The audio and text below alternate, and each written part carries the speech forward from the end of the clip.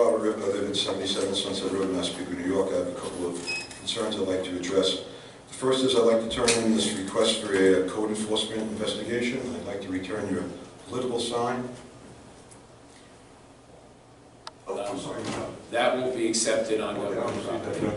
I'd just like to let you know that a whole bunch of these Joe Saladino supervisor political signs were observed throughout Massapequa. Recently, I know you weren't here, but recently the town passed a resolution because of prior problems with town employees getting involved with political things. And you guys can review the investigation, do what you want, but my personal take on this is, I think that you don't really, like you think there's a double standard for you, but that's me. I just want to point out, the work session, I thought it was really great, but I didn't know it was going to happen. I don't know if it was advertised.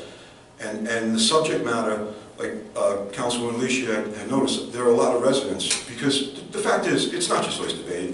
The infrastructure here in the United States was primarily established after the Great Depression, and it's unfortunately it's falling apart everywhere across the country. And there are a lot of people that I would almost suggest doing it again, you know, because there are a lot of people that are interested in the roads. I just want to point out that during the resolutions, you didn't answer my questions regarding why we're involved in construction on school property. You didn't answer how much we've paid to date in Liberty, the Liberty area, or whether or not where we stand, whether we may be responsible for the Bethpage Park cleanup. You didn't answer how the federal funds or the state funds, the grant funds, were being used for the zombie properties. And I've asked you a number of times. You've made the statement. You made it again tonight that the town has sued various entities over the cell phone towers, and I'd really like to know if there are some actions where the town was the plaintiff, because I'd like to read them. And I'd also like to bring to your attention, you started out the meeting tonight speaking about the PHL variable life insurance decision.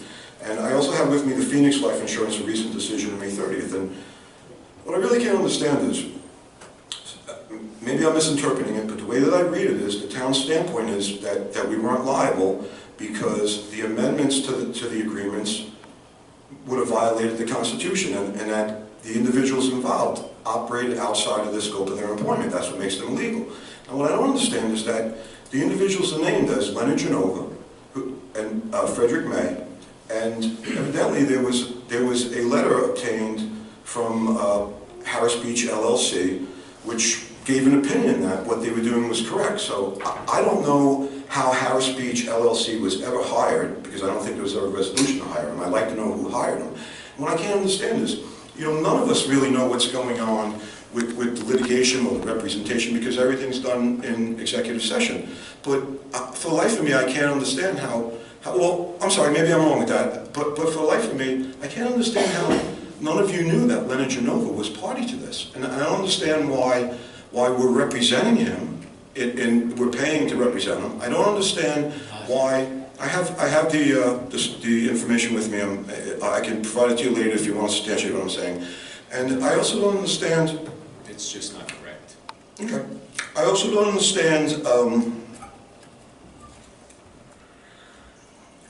I don't understand why we recently got a stipulation for this confidential information in the Phoenix Life Insurance thing.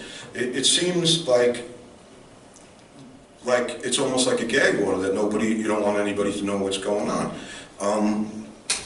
I'd like to know, I brought it to everybody's attention a couple of meetings ago that you voted to elect not to use the indemnification process to represent Leonard Genova. You waived the procurement policy.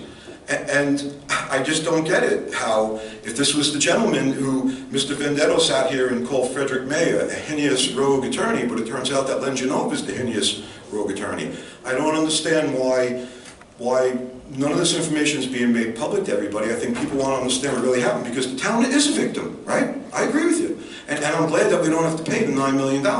But I think we should be trying to get retribution. And maybe, for instance, if your argument is that Frederick May and Len Genova basically committed fraud by these additions, Mr. why aren't we Rip, going after them criminally? Mr. Rip, Yes, sir. thank you very much. If you Thank you, take your sir. seat, I'm going You to can call have our the sign back, town thank you. Good luck in the attorney. election, too.